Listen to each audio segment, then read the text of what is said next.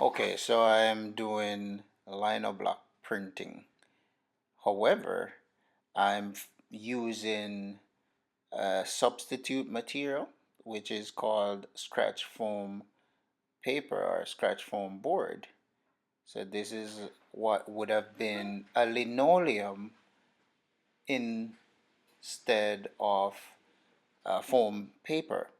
Um, Officially, I would use a linoleum, a material that is rubbery that you can carve into easily with different carving tools. In this case, teaching elementary and teaching high school, for safety, I chose to use the scratch foam board, which is easy to access at any art stores, at your Michaels or your Hobby Lobby or your on Amazon or wherever you can access this material easily. So, good way to get it done instead of using carving tool. Again, if you're concerned about safety and efficiency and making sure that the students get this opportunity to explore printmaking or lino block printing and wanting to have tangible work and being engaged and having an understanding of negative and positive space. So here I am with a pen.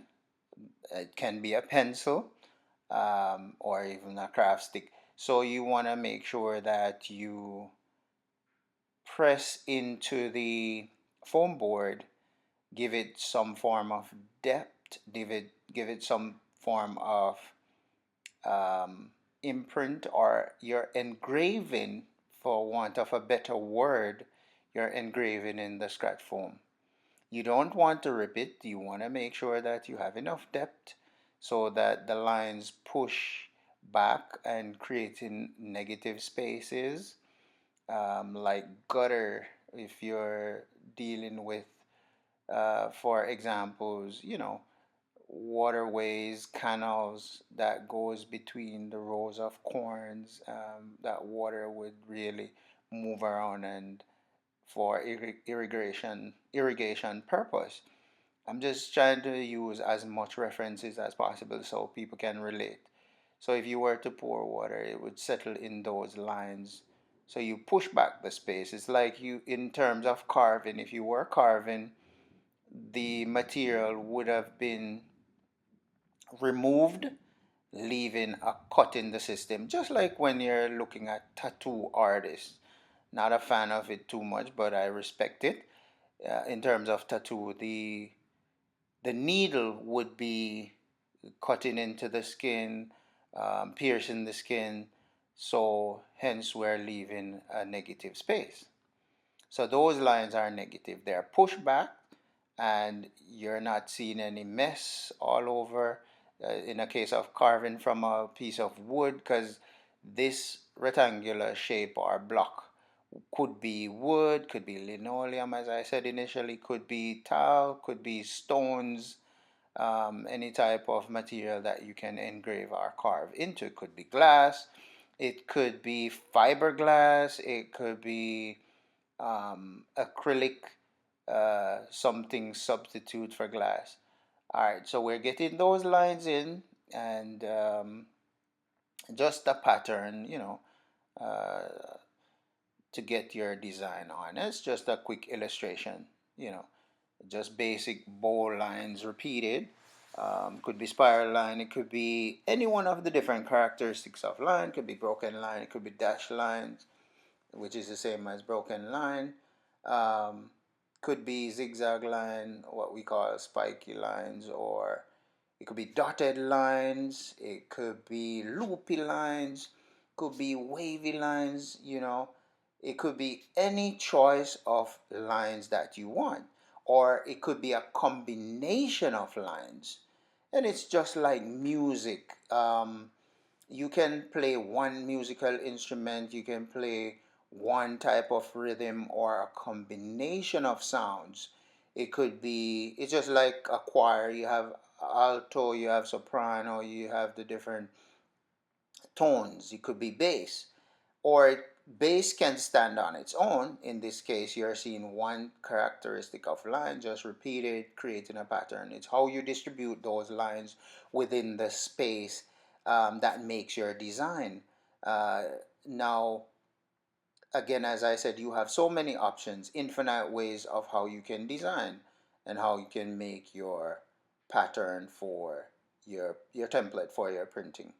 Um, Another thing to consider is that repetition is the work, pattern that is, similar to rhythm. This is repeated over and over. You see it's consistent. You see, as again, as I said, we can describe it as rainbow lines. It could look like ripples if you drop a little pebble in a still lake, a brook.